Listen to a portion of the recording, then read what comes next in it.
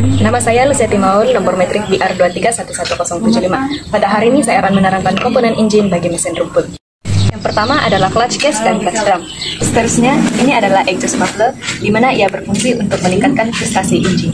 Seterusnya, ignition coil, di mana ia berfungsi untuk menjana elektrik. Ini pula adalah engine block, di mana ia berfungsi untuk inlet dan outlet. Di mana inlet itu untuk ruang dan masuk minyak dan udara, dan outlet adalah ruang untuk karbon dikeluarkan. Seterusnya, spark plug pula untuk memercikan api. Seterusnya, carburetor, di mana ia berfungsi untuk tempat udara dan minyak masuk dalam nisbah 1:40, di mana 1 itu adalah minyak putih dan 40 adalah minyak. Seterusnya, ini adalah pulley starter, di mana ia berfungsi untuk menghidupkan engine. Salam sejahtera, nama saya Rijayanti Jeringis, nomor metrik BR23110-132. Yang ini adalah air filter, di mana ia berfungsi untuk menghalang habuk masuk pada carburetor. Seterusnya, ini adalah piston. Dia berfungsi untuk memempatkan udara dan minyak dalam silinder ini, dalam engine block. Lepas itu, ini adalah ring piston, di mana dia berfungsi untuk mengoptimumkan prestasi engine. Seterusnya, ini adalah connecting rod, di mana ia berfungsi untuk menghubungkan piston dan crankcase. Seterusnya, ini adalah bearing, di mana ia berfungsi untuk melancarkan pergerakan engine. Seterusnya, ini adalah flywheel atau kipas, di mana dia berfungsi untuk menyejukkan engine.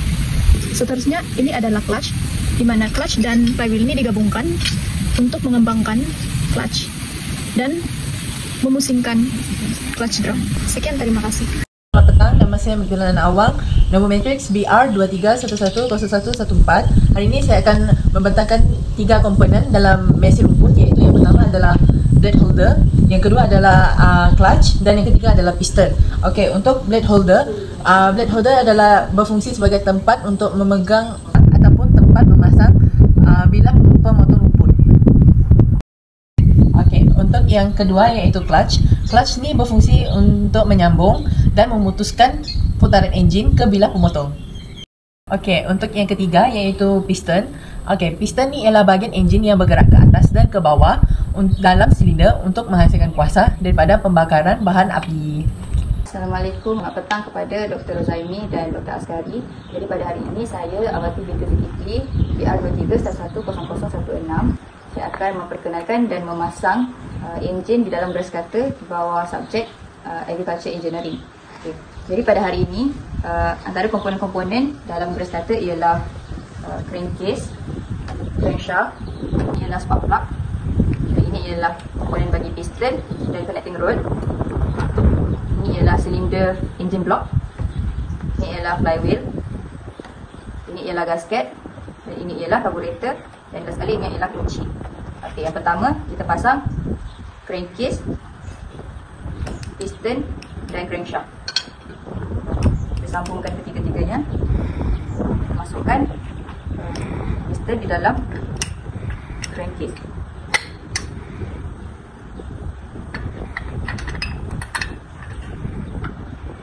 Kemudian kita pasangkan silinder engine block. Kita kunci di bahagian tepi dia dulu supaya dia tak lari.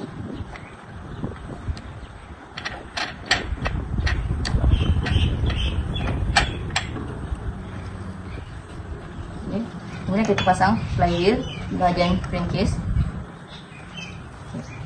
Kemudian kita pasang spark plug. Di bahagian belakang ni, di bahagian belakang silinder engine block ni, kita ada lubang di bahagian sini. Di sini kita letak carburetor. Jadi sebelum kita letak carburetor tu, kita letak ni dulu gasket. Cover gasket ni tujuan dia untuk mengelakkan leaking lah, sama ada gas ataupun oil. Nanti kita letak gasket ini, baru kita letak carburetor. Nanti kita ada skru lah di sini dan di sini. Okay, itu saja daripada saya. Sekian, terima kasih.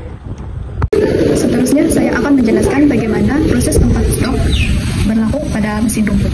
Pertama, apabila piston ini bergerak ke bawah, maka berlaku intake, di mana inlet akan terbuka dan outlet akan tertutup. Dan apabila piston ini bergerak ke atas, maka berlaku kompres, dan udara dan minyak akan dimanfaatkan, menyebabkan suhu meningkat dan bersedia untuk melakukan pembakaran. Kompres yang berlaku menyebabkan spark plug memercikan api dan meletup. dan inlet akan tertutup dan outlet akan terbuka untuk mengeluarkan gas karbon. Saya akan memperkenalkan tentang komponen-komponen dalam water pump.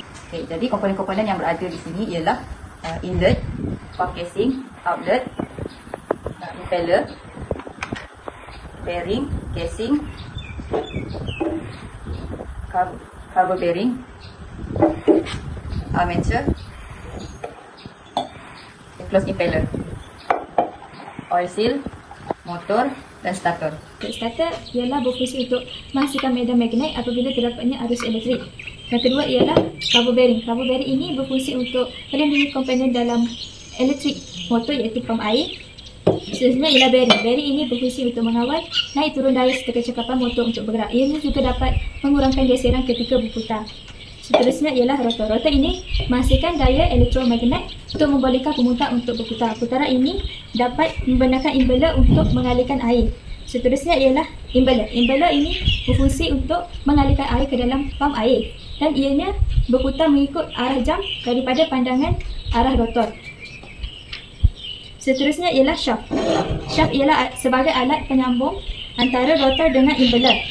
Shaft ini alat untuk menghantar putaran mekanikal antara rotor dengan impeller. Okay. Jadi bagaimana komponen-komponen ini berfungsi ialah apabila sumber elektrik daripada luar masuk, arus daripada luar masuk ke dalam motor, dia akan menghasilkan tenaga elektrik dan akan disalurkan kepada starter yang akan menghasilkan arus elektrik yang berlawanan yang menyebabkan armature ni apabila dia ada di dalam ni dia akan berputar melawan arus. Jadi apabila armature berputar, automatik dia akan menyebabkan impeller yang berada di dalam bearing, casing dan close impeller ni berputar.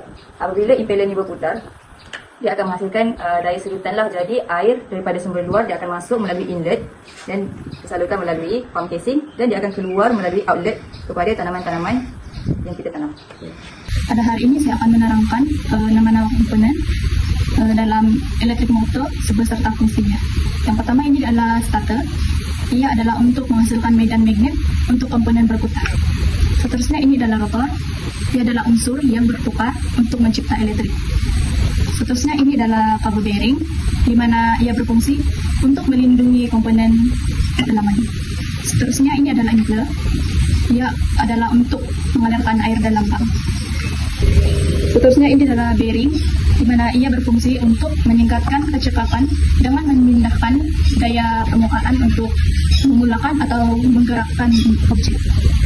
Akhir sekali ini adalah shaft, di mana ia berfungsi untuk menghubungkan rotor dengan impeller untuk menghasilkan tenaga. Sekian, terima kasih.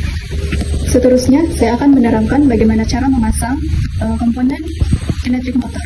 Pertama, ambil rotor dan masukkan dalam ruang soket.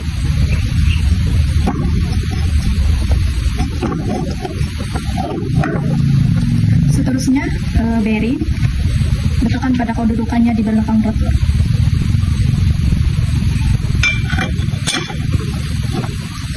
Seterusnya, ambil kabel bearing.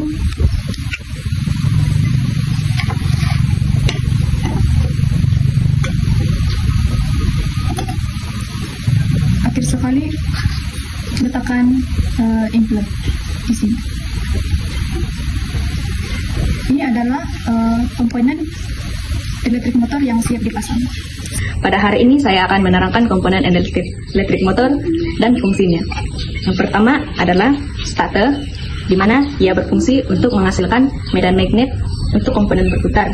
Yang kedua adalah rotor, di mana ia berfungsi untuk unsur yang bertukar untuk mencipta elektrik.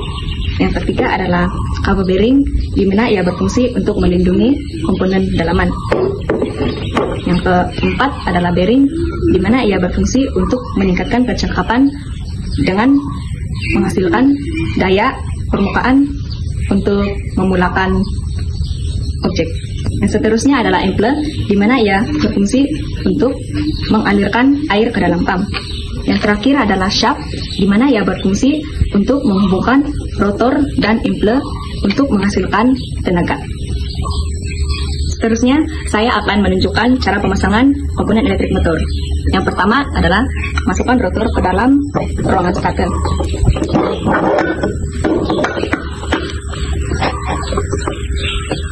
Kemudian padankan bearing ke belakang.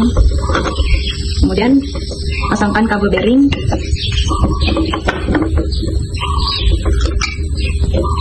Dan yang terakhir adalah ambil impler. Dan ini adalah komponen elektrik yang selesai dipasangkan. Sekian, terima kasih.